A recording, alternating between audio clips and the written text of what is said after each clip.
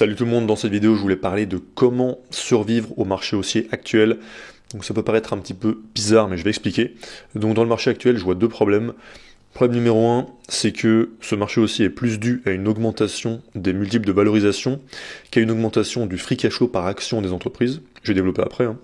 Et point numéro 2, c'est la psychologie actuelle des investisseurs. Et au final, on va voir, c'est deux choses qui vont totalement de pair. Donc le premier point, c'est le marché haussier actuel est plus dû à une augmentation des multiples de valorisation qu'à la croissance du free cash flow par action des entreprises. Donc déjà, pour bien comprendre ce point, il faut bien comprendre d'où vient la performance des actions. Donc c'est une combinaison entre ces deux points-là, entre la croissance du free cash flow par action ou décroissance, en tout cas son évolution, et l'évolution des multiples de valorisation. Donc on va prendre un petit exemple. Donc déjà le free cash flow d'une entreprise, c'est quand on prend son revenu, qu'on enlève toutes ses dépenses, et si on veut pouvoir comparer ce free cash flow au prix de l'action, il faut diviser le free cash flow par le nombre d'actions, pour savoir donc quel est le montant du free cash flow pour une action. Donc on divise ça par le nombre d'actions qui est toujours dans le compte de résultat tout en bas, et on obtient donc le free cash flow par action.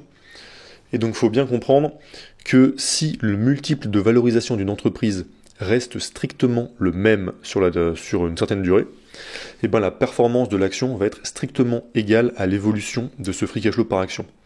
Donc exemple, dans le cas d'Apple ici, si le free cash flow par action d'Apple, dans 10 ans, il a doublé par rapport à aujourd'hui, et que le multiple de valorisation, il reste, comme on le voit ici, le price to free cash flow, il reste à 29,88 de aujourd'hui jusqu'à dans 10 ans. Dans ce cas-là, la performance de l'action, le prix de l'action aura doublé aussi. Donc on a le free cash flow par action qui double et le multiple qui reste le même, donc le prix de l'action double. Si par contre on a ce multiple price to free cash flow qui passe à, admettons il double, il passe à 60, cette fois-ci le prix de l'action aura fait donc x2 pour l'évolution du free cash flow par action et x2 pour l'évolution du multiple, donc x2 x2 donc x4. Donc dans ce cas-là, le prix de l'action aura été multiplié par 4. Et à l'inverse, si on a le free cash flow par action qui double toujours, mais que ce multiple de valorisation est divisé par 2, donc il se retrouve à 15 dans 10 ans, et ça fait x2 divisé par 2, et donc le prix de l'action aura simplement pas bougé d'ici là, donc dans 10 ans. Et donc quand on a compris ça, on comprend que pour avoir les meilleures performances possibles, il faut à la fois acheter des entreprises qui vont être capables de faire croître leur free cash flow par action le plus fortement possible pour les décennies à venir. Et il faut aussi éviter à tout prix d'avoir des entreprises qu'on a achetées à des multiples de valorisation qui sont trop élevés, et donc avec un multiple de valorisation qui, d'ici la fin de notre période d'investissement, va avoir baissé, ce qui pourrait, par exemple, ça pourrait totalement diviser une performance par 2, comme on vient de le voir. Donc c'est important de faire très attention à ces deux points-là. Et donc le problème que je vois, c'est que là, sur les, on va dire, quelques derniers mois, ou on va dire plusieurs semaines au moins, on a des multiples de valorisation qui ont beaucoup augmenté, mais avec des résultats qui ont parfois augmenté, mais moins, et aussi parfois des résultats qui n'ont pas bougé du tout. Donc pour ça, il y a plusieurs exemples, mais je vais en montrer deux. Donc par exemple, on peut prendre le cas d'Apple.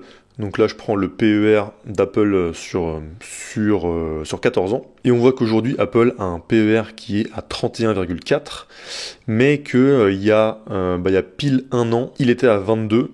Mais même si on revient simplement il y a 3 mois, il était à moins de 28. Et donc passer de 27,89 à 31,39, c'est pas du tout négligeable, c'est une grosse augmentation. Et donc on voit que là, il y a eu 3 trimestres de suite où c'était du 21-22. Avant ça, 2020-2021, c'était une phase de bulle, donc on a des multiples qui étaient très élevés, mais on voit qu'on n'en est pas si loin aujourd'hui.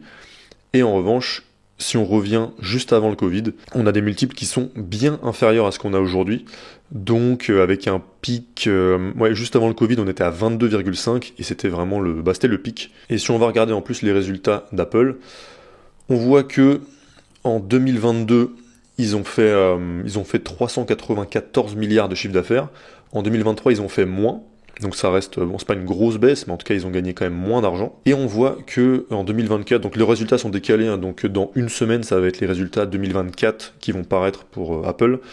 Et si on additionne là les 12 derniers mois, donc si on prend les 3 premiers trimestres de 2023, on peut estimer que là sur cette année, ça va encore être en baisse et ils vont peut-être faire un chiffre d'affaires vers les 375 milliards, quelque chose comme ça. Et pourtant, malgré ça, malgré au final une stagnation totale de 2021 à 2024, on a une action qui est à son plus haut historique.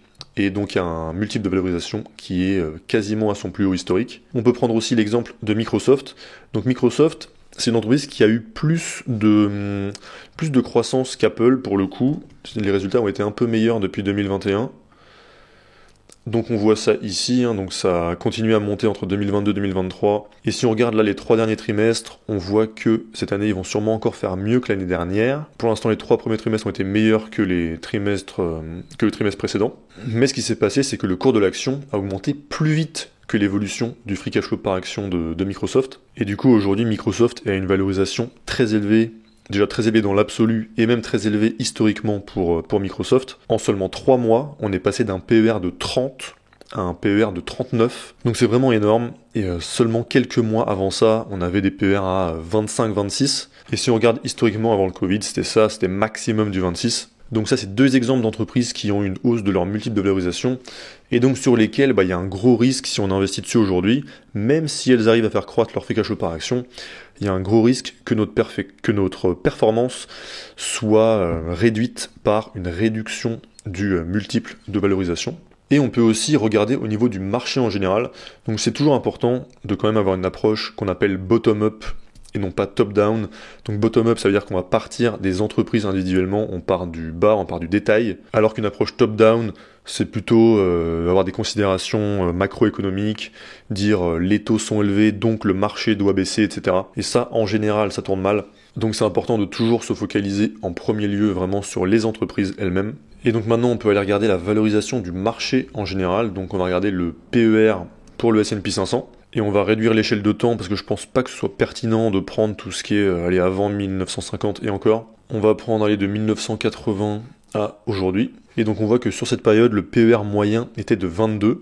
Ici, on voit que donc il y a eu pendant une période de bulle post-Covid, on est monté jusqu'à 40, donc là on n'est clairement pas dans cette situation-là, mais c'était une situation qui était vraiment extrême, et on voit que depuis fin septembre 2022, donc ça fait 1 an et 3 mois, donc depuis 1 an et 3 mois, on a eu une expansion des multiples de 19 jusqu'à 27, et 27, c'est pas du tout ce qu'on peut appeler un multiple de valorisation de bulle, comme on peut avoir en 2021, comme on a pu avoir pendant les dot-com. Et ici, 2008, c'est un cas particulier, c'est que les résultats des entreprises ont dû chuter drastiquement avant les prix. Et donc forcément, si on a le dénominateur qui baisse beaucoup, ça fait exploser le PER. Donc en résumé, quand je regarde aujourd'hui les actions au cas par cas, et que je regarde à la fois le multiple qu'on a actuellement et l'expansion des multiples qu'il y a eu dernièrement, je me dis qu'aujourd'hui, c'est pas le meilleur moment pour faire des investissements qui nous donnent des très bonnes performances. Par exemple, 2022, c'était un excellent moment, on pouvait acheter plein de choses. Il y avait Meta qui était excellent, il y avait Google, il y avait Adobe, il y avait même Visa, Mastercard, enfin toutes les entreprises vraiment de grande qualité étaient à des prix super intéressants à ce moment-là. Mais forcément aujourd'hui avec un multiple qui a autant augmenté, c'est moins intéressant. Donc ça c'était le premier point, et maintenant le deuxième point c'est la psychologie actuelle des investisseurs. Donc la psychologie moyenne en ce moment, je la trouve très très optimiste, très positive. Et les meilleurs moments pour investir, c'est plutôt les moments où les gens ont peur, où les gens doutent de l'avenir, etc. Et il y a 3 choses qui me font dire ça. Déjà les news, que ce soit économiques ou directement des entreprises, sont, je trouve, très positives en ce moment. Ce qui était par exemple pas du tout le cas en 2022. Voire même il y a eu un petit creux avec la guerre en octobre, et je crois que ça vient de la guerre en Israël, etc. Et donc à ce moment-là, ça m'avait permis d'investir un petit peu. La deuxième chose qui me fait dire qu'en ce moment les investisseurs sont très optimistes, c'est les commentaires que j'ai sur ma chaîne. Donc ça c'est un avantage quand on a une chaîne YouTube, ou en tout cas quand on crée du contenu d'investissement, c'est que dans les commentaires on peut sentir la psychologie moyenne. Et je dirais pas qu'on est dans une phase d'euphorie totale, mais je trouve quand même que le niveau d'optimisme est un petit peu trop élevé. Ce qui me fait dire ça, c'est que j'ai quand même eu pas mal de commentaires qui me conseillent d'investir en crypto. Ça, les cryptos, c'est un exemple typique. Et autre chose, ça c'est le meilleur cas, j'ai eu quelqu'un qui m'a conseillé d'investir mon épargne de sécurité dans Nvidia. Celui-là, je pense que c'est le meilleur indicateur que j'ai eu, parce que quand on est à ce niveau de confiance pour penser à investir son épargne de sécurité dans Nvidia aujourd'hui, c'est que vraiment on a l'impression qu'on peut pas perdre de l'argent. Donc ça, c'est les impressions que j'ai moi personnellement.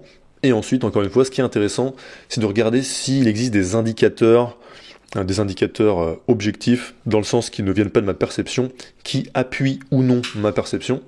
Et donc il y a deux choses pour ça qu'on peut regarder. On peut regarder le VIX. Donc le VIX qu'on surnomme souvent l'indice de la peur. En résumé, quand le VIX est bas, ça veut dire que les investisseurs sont sereins. Et à l'inverse, plus le VIX est haut, plus le niveau de peur est élevé. Et on sait que les meilleurs moments pour investir, c'est quand les gens ont peur. C'est quelque chose qui se vérifie systématiquement.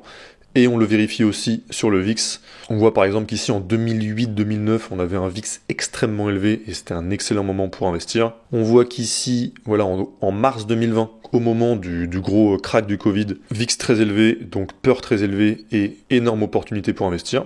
Et on voit qu'aujourd'hui, on est à un niveau de 13,26 et 13,26 pour le VIX, c'est très bas. Ça veut dire que les investisseurs sont sereins, il n'y a pas de peur. Et on va voir qu'il n'y a pas besoin d'attendre de tels pics de peur pour avoir des bonnes opportunités pour investir. Sinon, on investirait tous les 10-15 ans, donc ce serait pas super. On va zoomer un petit peu. Et par exemple, à peu près toute l'année 2022, ça a été une très bonne période pour investir. Et on voit qu'on a des VIX voilà, qui allaient, on va dire, entre 20 et 30. Et par exemple, on a vu tout à l'heure que là, en octobre, on avait eu un petit creux de valorisation qui m'avait permis d'acheter des actions dans Booking à l'époque. Et on voit que ça correspond exactement à ce pic, donc un pic seulement à 20. Donc il n'y a pas besoin d'attendre des moments de panique totale pour qu'on ait des valorisations intéressantes. Et donc c'est des choses qui peuvent arriver très régulièrement. Et on voit que là on est dans le calme plat depuis maintenant 3 mois. Et à part le VIX, il y a un deuxième indicateur qu'on peut aller regarder. C'est le Fear and Greed Index, donc qui nous dit si les gens sont plutôt dans un état de peur extrême, de peur neutre, de cupidité ou de cupidité extrême. Et je me rappelle que par exemple en 2022, on était dans la peur ou la peur extrême. Et donc l'idée encore une fois n'est pas d'attendre qu'on soit ici à 0 pour investir, sinon on va jamais investir. Mais par contre, ce qu'on peut dire, c'est que les moments de cupidité extrême sont rarement des très bons moments pour investir.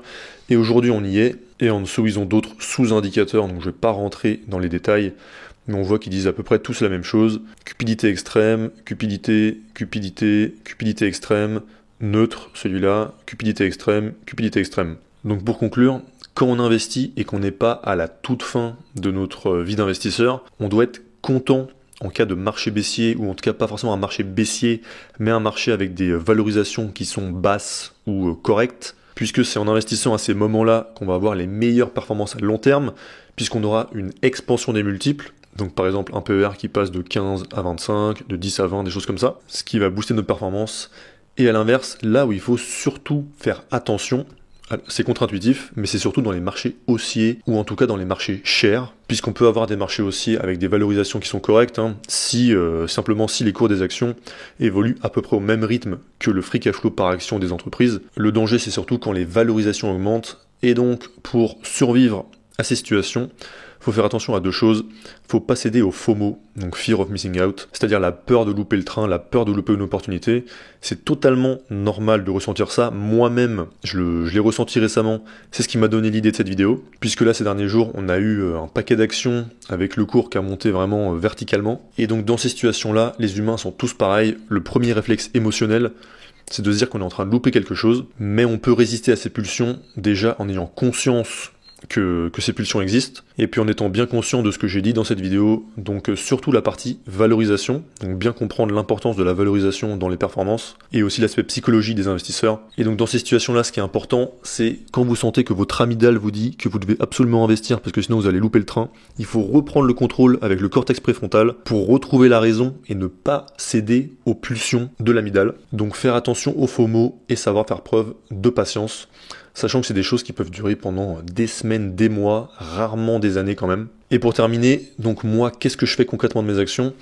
Déjà, première chose, je ne vends pas mes actions, simplement parce que, à part dans les cas où on pense qu'on s'est complètement trompé dans une analyse, ou bien dans un cas où les valorisations sont vraiment extrêmement élevées, on prend en fait un plus gros risque en vendant. Donc je garde ce que j'ai. Par contre, en ce moment, je n'achète pas d'actions, puisque les actions qui m'intéressent en ce moment, je les trouve toutes trop chères, donc je reste patient. Et après, je sais qu'il y en a qui préfèrent, dans tous les cas, quand même se forcer, entre guillemets, à investir tous les mois. Mais moi, ça me dérange de faire ça quand je sais que ce que j'achète à l'instant T a des probabilités assez faibles de me faire battre le marché, et des probabilités élevées de me faire sous-performer. Et quand je sais que quelques mois auparavant, ou un an auparavant, je pouvais acheter le même business de la même qualité, pour beaucoup moins cher. Et quand je parle de moins cher, je parle pas de prix, je parle bien de multiples de valorisation. Donc dans ma stratégie, je fais le choix de ne pas investir de manière régulière. Le défaut de cette stratégie, c'est que psychologiquement, elle est plus dure à tenir. Mais je le fais parce qu'après, ma conviction, c'est que ça apporte des meilleures performances à long terme. Et s'il y en a parmi vous qui trouvent que je fais totalement fausse route dans les arguments que j'ai donnés dans cette vidéo, dites-le moi en commentaire pour avoir des arguments opposés. Et puis si vous voulez être tenu au courant du lancement de mon site qui permet de gagner du temps dans les analyses d'action, donc avec présentation de comment l'entreprise gagne de l'argent, tous les ratios utiles, les 3 documents financiers avec un format normalisé et l'évolution de chacun des chiffres, un onglet qui permet de voir si les entreprises sont de qualité et un onglet qui permet de les valoriser. Vous pouvez cliquer sur le premier lien de la description pour être prévenu et on se retrouve pour une prochaine vidéo. A plus!